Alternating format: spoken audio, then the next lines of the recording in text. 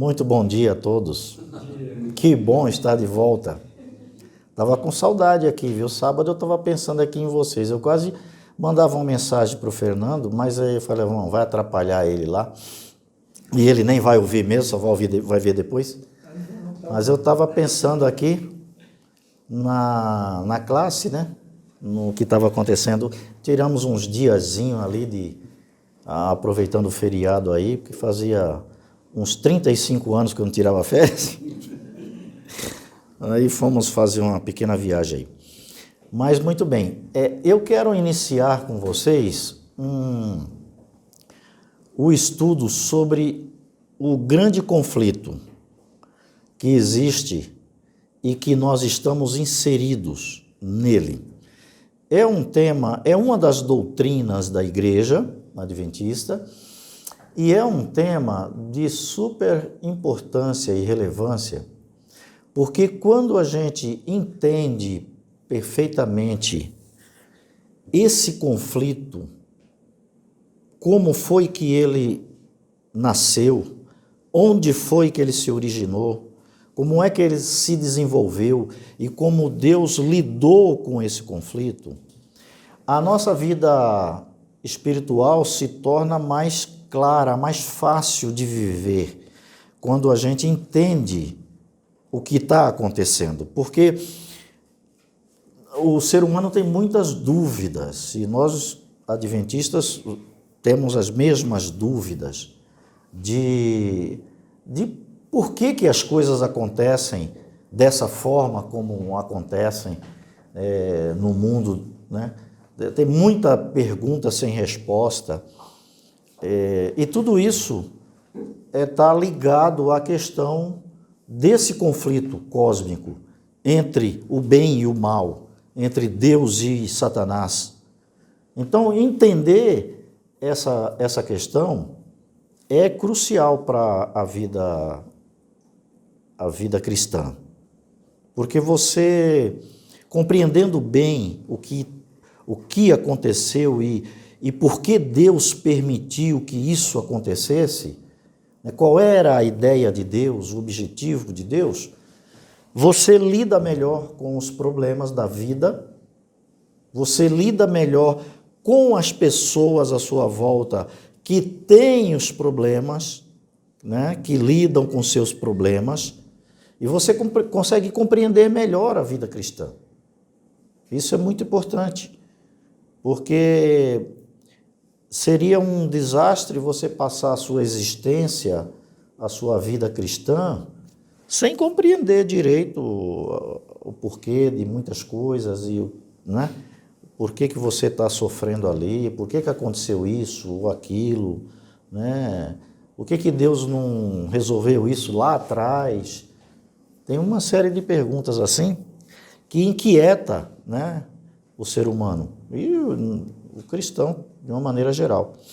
Então eu quero abordar esse tema com vocês, quero começar esse tema a partir de sábado, e nós vamos dedicar aí talvez uns 2 ou 3 sábados para entender bem essa questão, né? Porque escondida aí nas páginas da Bíblia, tanto do Velho como do Novo Testamento, há esse pano de fundo que é o conflito entre o bem e o mal, entre Deus e Satanás, né? E esse conflito ele teve uma origem. Todos nós estamos aí nele, a humanidade inteira, ela está envolvida, quer queiramos ou não, nós somos o objeto desse conflito, né? Estamos envolvidos nessa guerra entre Deus e Satanás, né? Porque o caráter de Deus, a sua lei, a sua soberania foi questionada no céu. Então, por essa razão, Deus precisava mostrar para o ser humano, para os anjos, para todo o universo que ele criou, de que ele é justo, de que a sua justiça é boa. Deus, quando nos fez, e fez também os anjos, Ele nos deu capacidade para escolher, para querer amá-lo ou não, ou odiá-lo. Então, nesse processo de possibilidade de escolhas, Deus sabia que nós iríamos escolher mal, né? Deus sabia. Então, quando nós estudamos esse tema, a gente vê que Deus já tinha tudo programado, ele já sabia como as coisas iam acontecer, e ele bolou um plano de resgate do ser humano, desde antes de fazer todas as coisas. Então Deus tinha toda a história em sua mão. Então, olha, nós vamos criar os anjos, vamos criar os seres humanos, vamos espalhá-los aí no planeta, mas eles vão cair, nós vamos dar a eles o livre-arbítrio, então eles vão se escolher, fazer a sua escolha mal.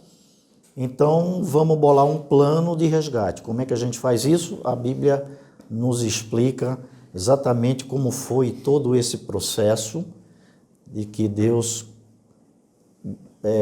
idealizou, né? A Trindade idealizou para resgate do ser humano. Por quê? Porque depois de tudo mostrado ao universo, a justiça de Deus estaria resgatada, porque ela foi questionada, né?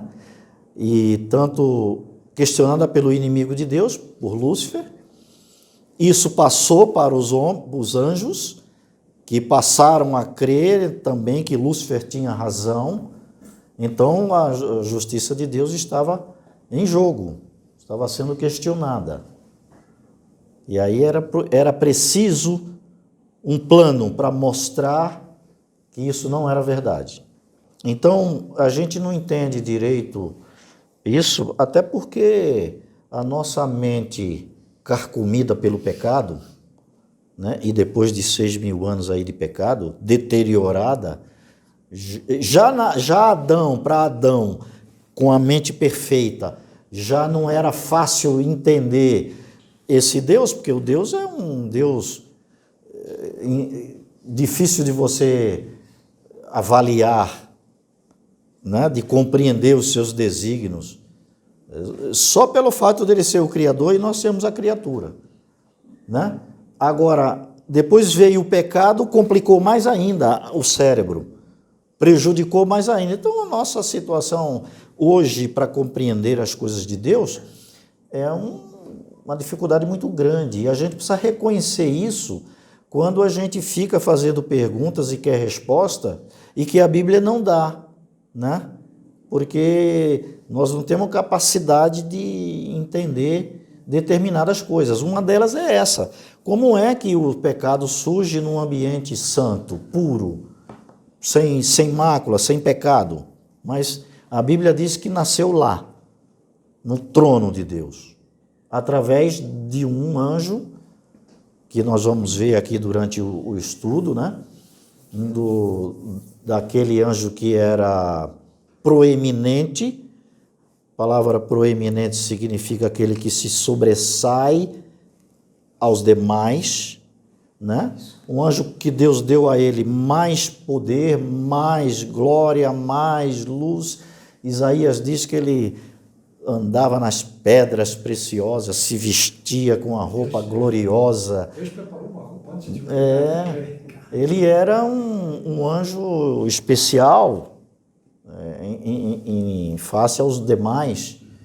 Aí nasce no coração dele, né? A Bíblia relata isso, que nasce no coração dele.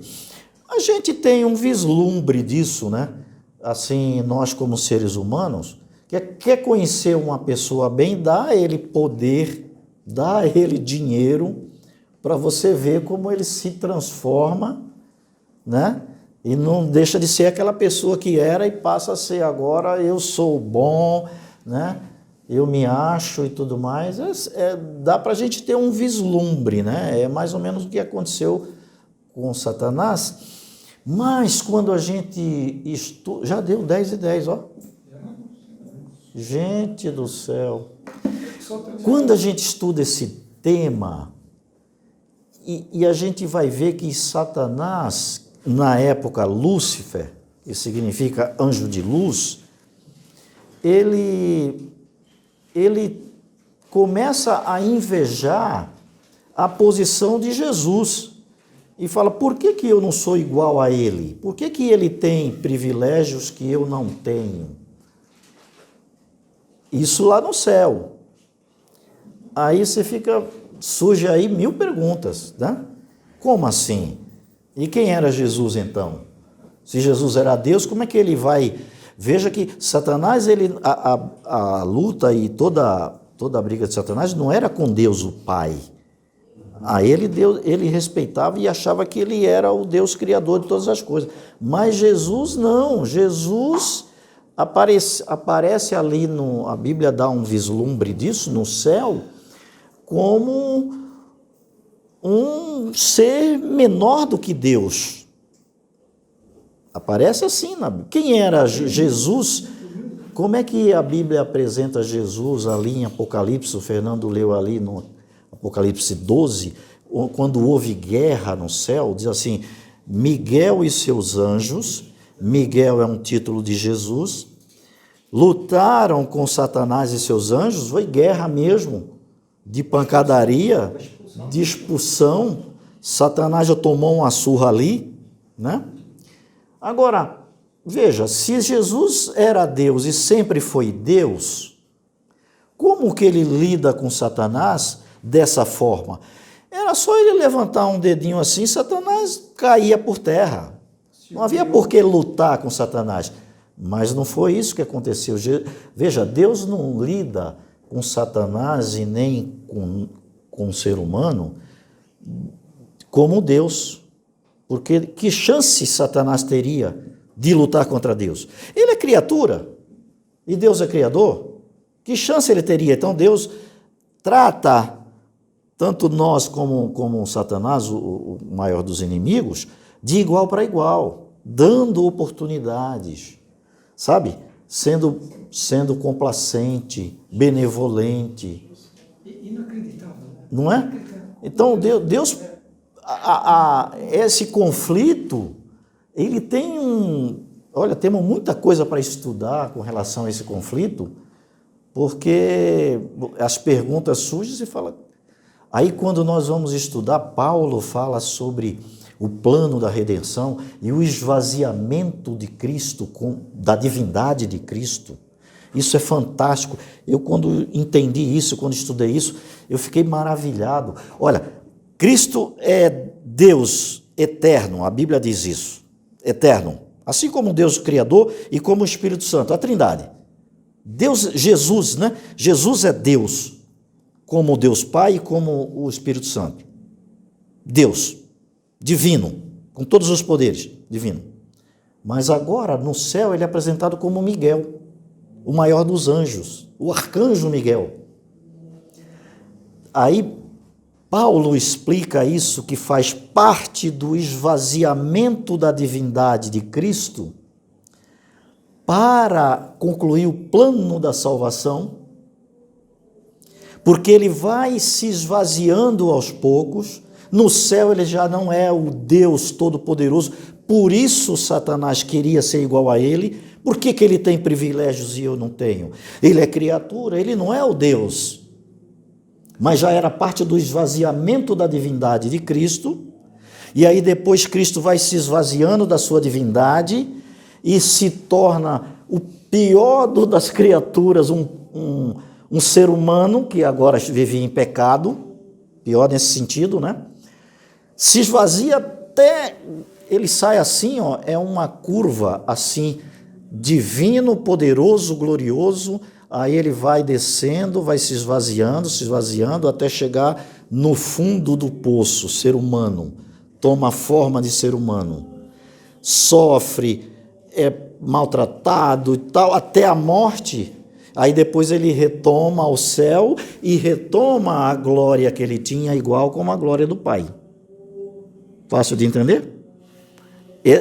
Esse plano de esvaziamento de Cristo para concluir o plano da salvação é que nós precisamos entender. Para a gente entender como Cristo lidou, como Deus lidou com a questão do pecado que nasceu lá no céu. É por isso que Deus não tratou, e Jesus, que era Deus, não se apresentou como um Deus divino e disse assim: cala tua boca, tu és criatura, senão eu te dou um clique aqui. Tchau, dom delete. Né? Não, Jesus tratou e Deus deu oportunidade para Satanás de pensar e tudo mais. Isso tudo está envolvido aí nessa trama do plano da salvação que foi bolado pela Trindade. Bem, como nós já vimos neste estudo, já é o terceiro sábado, né, que estamos nele, começando com o professor Osman, uma revisão bem rápida. Nós vimos então a natureza do homem, né, começando com o quê? Com Deus pegando um pedaço de barro, de pó, e fazendo um boneco ali, e soprando nesse boneco o fôlego da vida, e esse boneco então se torna a tal alma vivente, né? Que nós estudamos bastante sobre essa alma vivente, né? E nós vimos que Deus o criou perfeito, imortal, porém essa imortalidade ela era condicionada a quê? Ao homem não pecar, ao homem não comer daquela árvore, né, da ciência do bem e do mal, para tentar ver, como o irmão Paulo falou no sábado passado, conhecer o outro lado da moeda, né, para ir para o outro lado. Se ele não pecasse, ele podia viver eternamente, porque ele teria acesso à árvore da vida que lhe dava vida eterna. Nós também vimos que quando o homem passa por esse infortúnio para a humanidade, quando Adão e Eva passam por esse infortúnio, Deus já estava preparado. Deus não foi pego de surpresa, né, Arnaldo? Ele já tinha um plano. Jesus já tinha se candidatado. Se isso acontecer, eu morro pelo homem. Eu pago essa penalidade de morte. E nós vemos ali que, por que Adão e Eva não morreram imediatamente? Se Deus disse, se comerdes desse fruto, certamente morrerás. Por que ele não morreu? Houve ou não houve morte naquele instante? Houve morte. Quem pagou a morte? O cordeirinho, né? O cordeiro que Jesus mata, que Deus mata naquele momento, paga ali como um símbolo de que haveria alguém que pagaria por isso mais tarde. O cordeiro, houve morte naquele momento. Então, nós temos ali esse processo da criação que, infelizmente, o homem escolhe ir pelo caminho errado. Mas já tínhamos ali uma tábua de salvação, na presença do Filho de Deus, Jesus Cristo, né, que se dá como voluntário para morrer pelo homem. E nós passamos então, estamos agora então num período transitório, num período que vai terminar. Ele vai terminar. Ele tem prazo de validade, esse período. Okay? Quando termina o prazo de validade da minha escolha para eu viver eternamente ou não? No fechamento da porta da graça. Está ali, ou na minha morte, né? Se eu morrer antes, acabou, né? Então, nós estamos provisoriamente, temporariamente, desculpe a palavra correta, temporariamente, debaixo da condição de mortais. E nós nos tornaremos de novo imortais, não eternos, como eu disse da outra vez, porque eterno só Deus, que não tem nem princípio nem fim, né? E nós seremos imortais de novo. Tem o livro História da Redenção, ele nos diz que o pecado nunca mais entrará na Terra. Né? É bem claro, que o pecado nunca mais entrará na nova Terra. Né? Então, nós nunca mais passaremos por este episódio de novo. Tá? Então, nós entramos nisso e nós chegamos então à parte do estudo em que nós começamos a ver que havia uma crença já desde o tempo de Moisés, e que ali é especificada depois por Davi. Nós vimos que Daniel, nós vimos mais quem? Paulo, nós vimos João, que esses grandes líderes do cristianismo, para nós hoje, eles acreditavam que realmente quando o homem, depois de pecar, morria, ele passava por um estado de não existência, de um sono profundo. Okay? Que esse estado seria revertido após a segunda volta de Jesus Cristo. Okay? Nós vimos isso aí claramente, né? Eu dei alguns exemplos ali, Davi, né? Até nós pesquisamos ali Davi, um homem segundo o coração de Deus, que Pedro acaba dizendo, onde está Davi? Os seus ossos estão aqui conosco, e ele está aqui sepultado conosco. Quer dizer, Davi não estaria no céu, de acordo com Pedro, quando ele escreveu aquilo.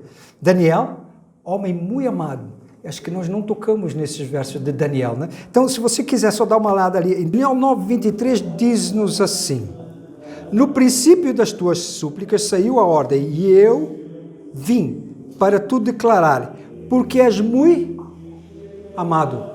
Né? Daniel, considera, pois, a palavra e entenda a visão. Se o anjo sai do trono de Deus, e o anjo diz, pois tu és muito amado, ele era muito amado de quem? De Deus, né? Óbvio, de Deus. Aí nós temos também 10, Daniel 10, é só virar a folha, Daniel 10, verso 19. E disse, não temas, homem muito amado. Se uma vez, eu até falei isso aqui, né?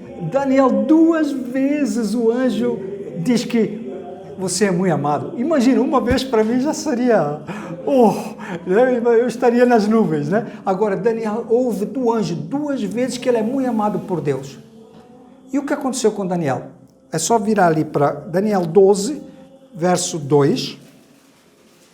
Vamos ler o 2 e o 13, tá? O 2 diz assim, e muitos dos que dormem no pó da terra ressuscitarão. Opa, peraí, eles não estão vivos, tá? Estão no pó da terra. Né? Ressuscitarão uns para a vida eterna e outros para a vergonha e desprezo eterno. E o verso 13 diz o quê? O anjo falando com Daniel, tu, porém, vai até o fim, porque descansarás e te levantarás na tua herança no fim dos dias. Ok, Daniel não foi para o céu, mas Daniel era muito amado. Daniel está onde? Na sepultura, aguardando o fim dos dias. Daniel não foi para o céu. Aí, foste tu, né, Carlitos? Com aqueles que ressuscitaram, se estão nos céus. Eu não sei, mas aqui diz que ele vai esperar até o fim dos dias, né? Tá bom? Isso, estamos falando de Daniel, né, pudesse estar nos céus, porque ressuscitaram várias pessoas quando Jesus ressuscitou, que subiram aos céus com Jesus, né? Se ele seria um desses, né? Tá. Nós temos Jó, nós vimos Jó também, né? Ou não vimos Jó, vimos? Vamos lá, Jó é o livro antes de Salmos, né? Jó 1:1 e Jó 1:8. Havia um homem na terra de Uz, cujo nome era Jó. E era este homem íntegro, reto e temente a Deus, e desviava-se do mal. Íntegro, reto e temente a Deus, e desviava-se do mal. E o verso 8 diz assim, e disse o Senhor, Deus, né, a Satanás, observaste tu meu servo Jó? Porque ninguém há na terra semelhante a ele, homem íntegro, reto, temente a Deus e que se desvia do mal. Ok, nós temos alguém escrevendo o livro de Jó, Moisés, né? E ele afirma que ele era homem íntegro, reto e temente a Deus. E depois nós temos Deus confirmando exatamente essa palavra. E o que acontece com Jó? Jó 19, 26 e 27. Jó, referindo-se ao que aconteceria com ele depois, né, no fim da vida, diz, e depois de consumida a minha pele, outras versões dizem a minha carne, né, contudo, ainda em minha carne verei a Deus. Vê-lo-ei por mim mesmo, e os meus olhos e não outros o contemplarão. Se entenderam? Mesmo ele sabendo que passaria pelo processo da morte, da decadência do corpo, né, após a morte, ele sabia, ele tinha certeza que os meus olhos voltarão a ver a Jesus, o Redentor. Ele sabia que passaria pela morte, mas ele iria ver o Redentor. Quando? Ele tinha as mesmas crenças que tinha Daniel, que tinha os outros. Né? Isaías, nós vimos Isaías? Não vimos Isaías. Vamos lá, Isaías. Um pouquinho mais na frente, que é para... Isso porque o irmão Arnaldo, né? Ele questionou naquele momento se após Jesus essa crença continuaria, né, ainda entre os cristãos, né? E nós estamos só esclarecendo aí algumas das pessoas que criam na mortalidade da alma. Isaías 6, 1. Isaías 6, 1 diz o quê? No ano em que morreu o rei Uzias, eu vi também ao Senhor assentado sobre um alto e sublime trono, e a cauda do seu manto enchia o templo. Que privilégio! Que coisa! Ele viu quem? Ele viu o Senhor sentado no trono. Para poder fazer isso, tem que ser purificado de todos os seus pecados, senão você morre na hora. Moisés não teve esse privilégio de ver o Senhor ali, na altura, quando ele estava na terra. Mas Isaías diz, eu vi o Senhor sentado em seu trono. Mas e o que acontece com Isaías? No Isaías 26, 14 e 19. O que ele declara? Falando sobre os ímpios, ele diz assim, morrerão eles, não tornarão a viver, falecendo, não ressuscitarão. Por isso, os visitaste e destruístes e apagaste toda a sua memória. Tu, Senhor, aumentaste a esta nação. Tu aumentaste, desculpa, é o 19, né? Os teus mortos e também o meu cadáver viverão e... Ele sabia que ele ia morrer. Ele sabia que um dia ele ressuscitaria e voltaria a viver. Então, não vemos em nenhuma parte da Bíblia do Velho Testamento uma continuidade da vida após a morte, por intermédio da minha alma que não morre. Como eu até fiz aquela analogia, aquele exemplo que eu usei da luz, né? Aí temos energia e temos a lâmpada. Por gentileza, você poderia só desligar? Onde está a luz? Eu tenho lâmpada, eu tenho energia, mas não está a luz. Você pode ligar? Agora eu tenho luz. Então, é a mesma coisa. Eu tenho pó e eu tenho o fôlego de Deus. Quando eu tiro o fôlego, não está a vida. Não tem mais. Deixa de existir. O fôlego, Deus levou. E muita gente, eu estava lendo isso ontem, e eu até li me passou, Bertram, um grande cientista matemático inglês, Bertram alguma coisa, ele questionava essa parte da ressurreição, dizendo assim, e se um canibal comer um cristão, quem vai ressuscitar? Porque agora ambos são os dois. Se um canibal comer quem vai ressuscitar? Porque agora ambos fazem parte. Né? E eu lembro que em 2019 eu falei aqui para os jovens e o título da minha apresentação naquele tempo foi Cientistas ateus comprovam a volta de Cristo. E aquilo foi uma pesquisa de tecnologias que estão hoje em desenvolvimento para poder suprir a morte, acabar com a morte. Okay? E nós temos esse processo, ele foi dividido, né, pelo que eu estudei, por vários grandes cientistas e até investidores do mundo. Tá? Nós temos alguém que se dedicou a explorar a vida fora deste planeta, tá?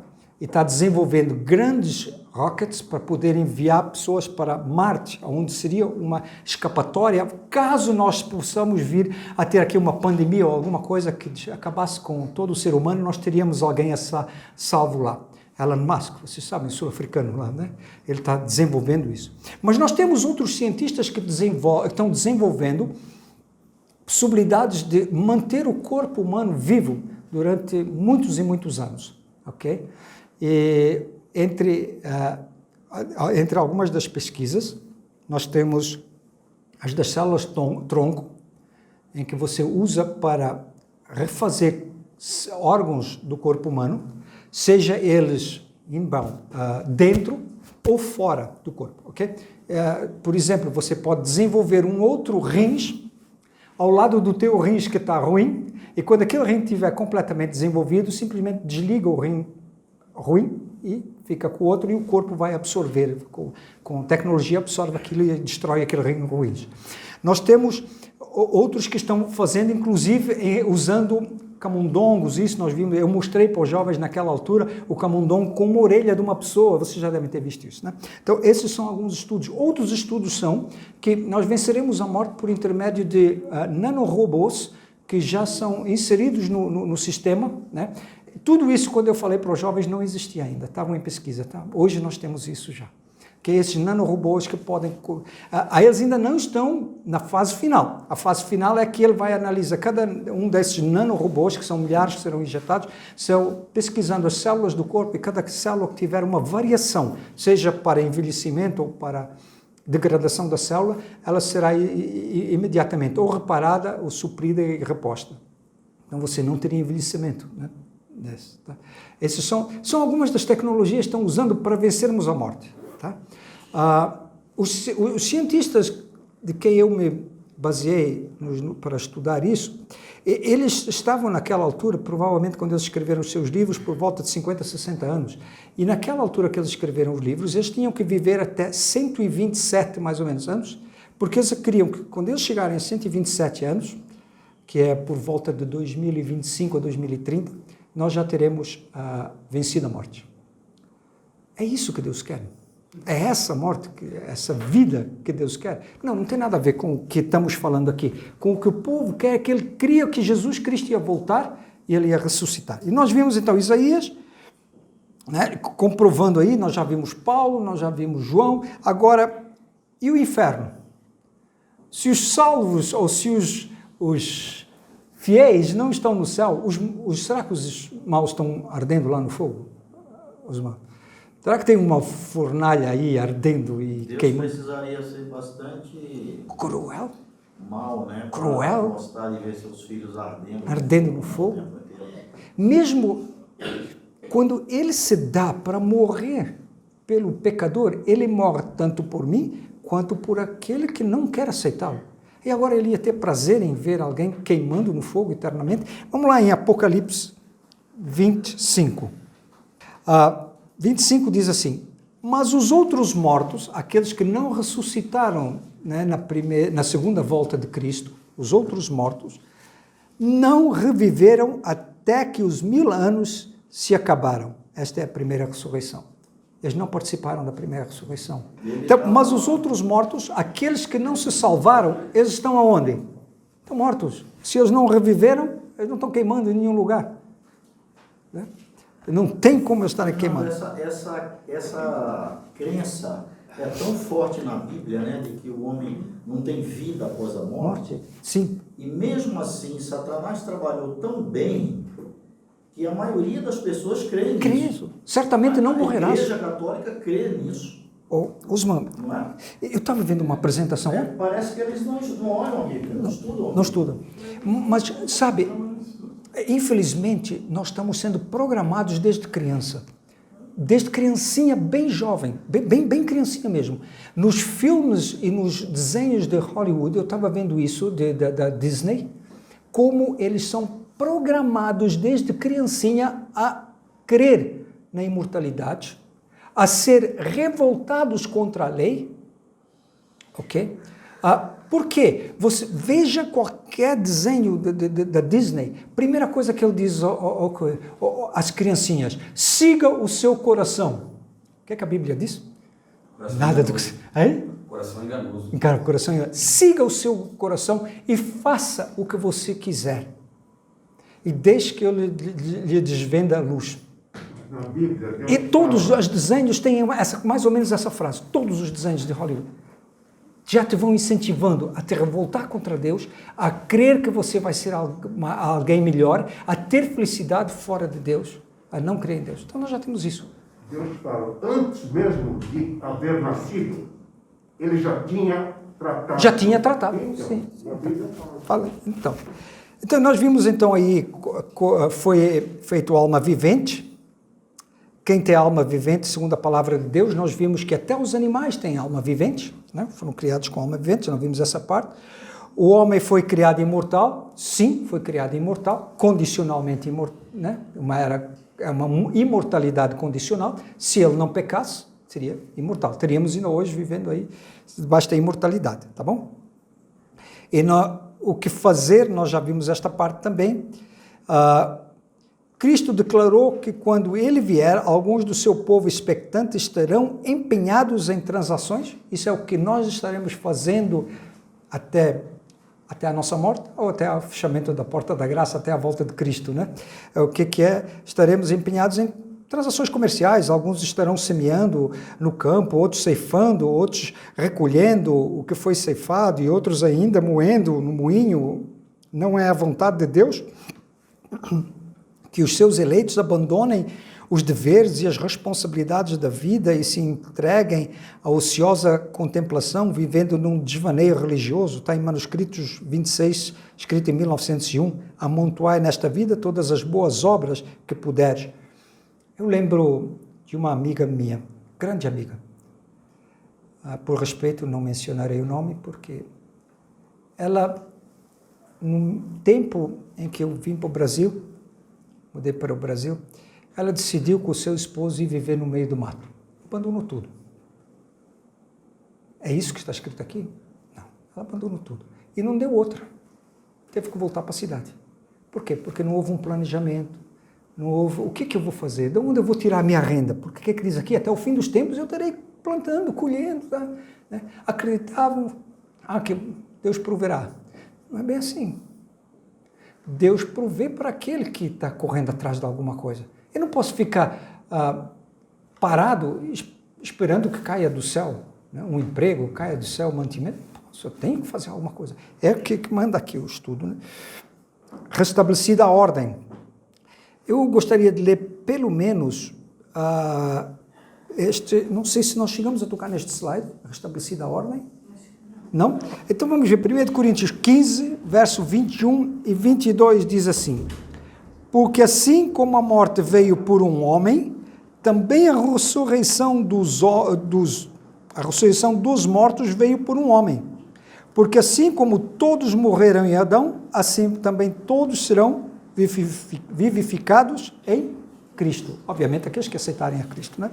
E vamos a 1 Coríntios 15, para não ter que voltar aqui. 1 Coríntios 15, 50 a 57. Acho que lendo até esse aí a gente já consegue ter, né, uma ideia do que acontece. Vamos lá? 1 Coríntios 15, 50 a 57 diz assim: e agora digo isto, irmãos, que a carne e o sangue não podem herdar o reino de Deus, nem a corrupção herdará a incorrupção. Eis aqui vos digo um mistério. Na verdade, nem todos dormiremos, mas todos seremos transformados. Paulo cria na volta de Cristo nos seus dias, tá? Num momento, num abrir e fechar de olhos, ante a última trombeta, porque a trombeta soará, e os mortos ressuscitarão como incorruptíveis. Paulo sabia disso, tá? Depois de Cristo, já 40, 60 anos depois de Cristo, ele fala aqui, né?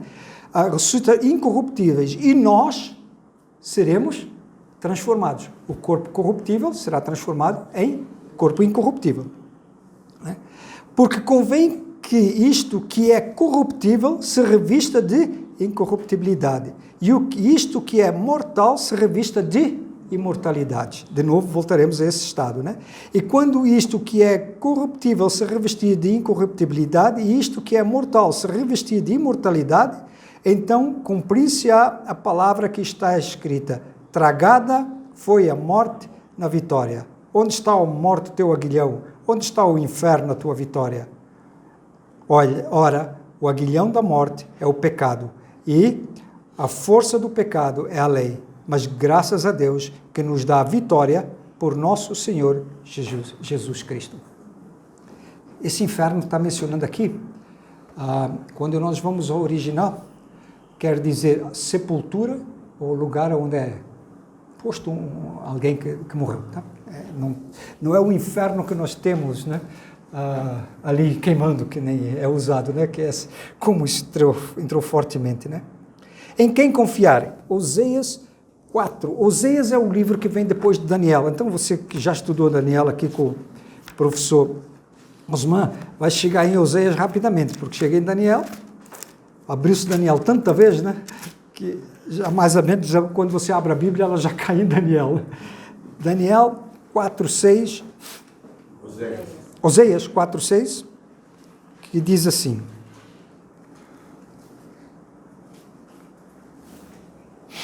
em quem confiar? O meu povo foi destruído porque lhe faltou o conhecimento. Porque tu rejeitaste o conhecimento, também eu te rejeitarei, para que não sejas sacerdote diante de mim. E visto que te esqueceste da lei do teu Deus, também eu me esquecerei dos teus filhos. Nós já temos aqui uma ideia de que, se nós recusarmos o conhecimento ou o estudo da palavra de Deus, nós vamos cair nessas fábulas que vieram como introduzidas dentro do cristianismo a partir ali da morte do último apóstolo, foi João, né? A partir da morte de João começou a entrar essas teorias, se é teorias a palavra, não, essas crenças, né? Crenças. Ok, Provérbios 16:25 diz assim: há um caminho que parece direito ao homem, mas o seu fim são caminhos de morte. É aquilo que você falou, há um caminho. Arnaldo, há um caminho. O resto é caminhos de morte. Como um povo, devemos estar firmes sobre a plataforma da verdade eterna, dessa aí, da verdade eterna, que resistiu a todas as provas. Devemos ater-nos aos seguros pilares de nossa fé. Os princípios da verdade que Deus nos revelou são nossos únicos fiéis alicerces. Eles é que fizeram de nós o que somos. O correr do tempo não lhes diminui o valor. É constante esforço do inimigo remover essas verdades de seu engaste, colocando em seu lugar teorias espúrias. Ele introduzirá tudo o que lhe seja possível para levar a cabo seus desígnios enganadores. O Senhor, porém, suscitará homens de aguda percepção, que darão a essa verdade seu devido lugar no plano de Deus. Está em Mensagens Escolhidas, volume 1, página 121. Eu me pergunto, de novo, quem são esses homens? Você e eu hoje, porque estudamos e sabemos a verdade. Então, é nosso dever passar isso à frente. É nosso dever, que conhecemos a verdade, poder orientar alguém. Né? E uma pergunta que ficou sem resposta ali do Carlos, mais ou menos. Não foi uma pergunta, ele deu um exemplo da sua vida quando ele ainda participava da parte espírita, né? Quando, da igreja, que ele foi falar com alguém lá, ele queria muito falar com a sua mãezinha, né?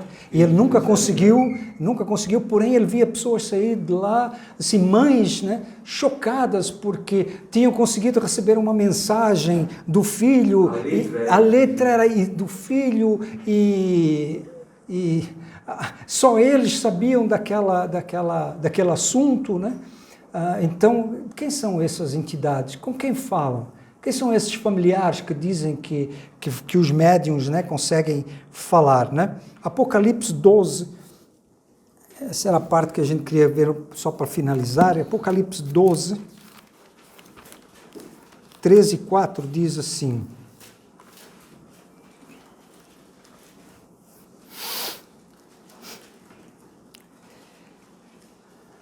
o último livro da Bíblia, estamos todos lá, 12, 13 e 4 diz: e viu-se outro sinal no céu, e eis que era um grande dragão vermelho, que tinha 7 cabeças e 10 chifres, e sobre as suas cabeças 7 diademas. E o verso 4 diz: e a sua cauda levou após si a terça parte das estrelas do céu, e lançou-as sobre a terra, e o dragão parou diante da mulher que havia de dar à luz, para que, dando ela à luz, lhe tragasse o filho. Nós temos aqui algumas afirmações interessantes. Quem é o dragão? Quem é a cauda? E quem são as estrelas? Porque isso está envolvido aqui. O dragão, a cauda e as estrelas. Vamos lá. Dragão, Apocalipse 2:9. Nós já teremos aí. É 2 ou era 12? 12, desculpa, aí tem o erro, é 12:9, tá? Por favor.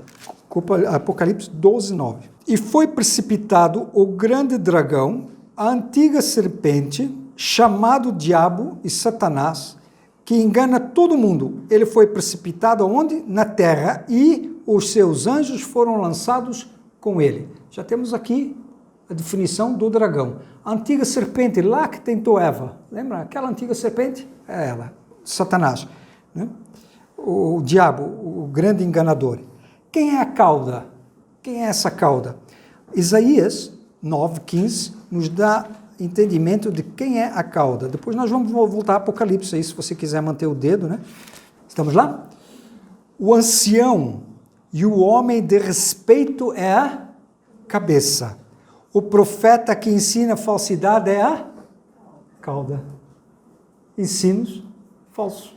A cauda arrebatou um terço o dragão, com esses ensinos falsos, arrebatou um terço das estrelas do céu. A gente só precisa saber quem são as estrelas do céu que ele arrebatou. Está lá de novo em Apocalipse 1:20. O último livro da Bíblia. O mistério das 7 estrelas que viste na minha destra e dos 7 castiçais de ouro. As 7 estrelas são os anjos. Quem são as estrelas? Os anjos. Então, Satanás, com as suas falsas teorias, com a sua falsa acusação contra Deus, arrebata aqui 1/3 dos anjos do céu. Nós já temos aqui. E onde eles foram precipitados, conforme nós lemos? Na terra. Na terra foram eles precipitados. Agora, Deuteronômios 8:9-12. Porque agora nós vamos começar a conhecer mais a fundo esses seres e o que eles fazem, tá? Deuteronômios 18:9-12. Estamos lá? Quando entrares na terra que o Senhor teu Deus te der, não aprenderás a fazer conforme a abominação daquelas nações.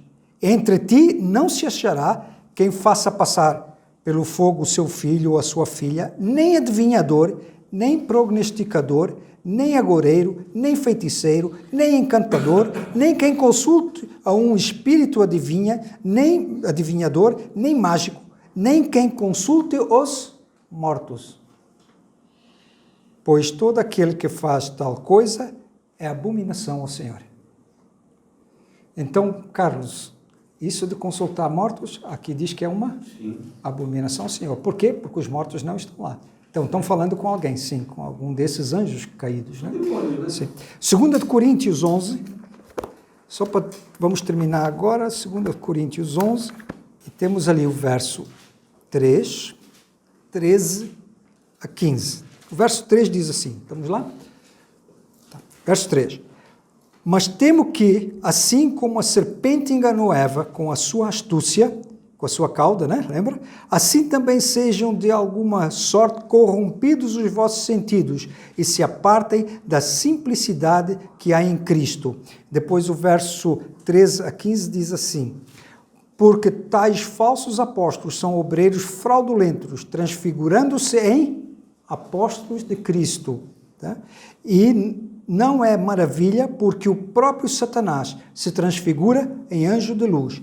Não é muito, pois, que os seus ministros se transfigurem em ministros da justiça, o fim dos quais será conforme as suas obras. Quem se transfigura nessas pessoas?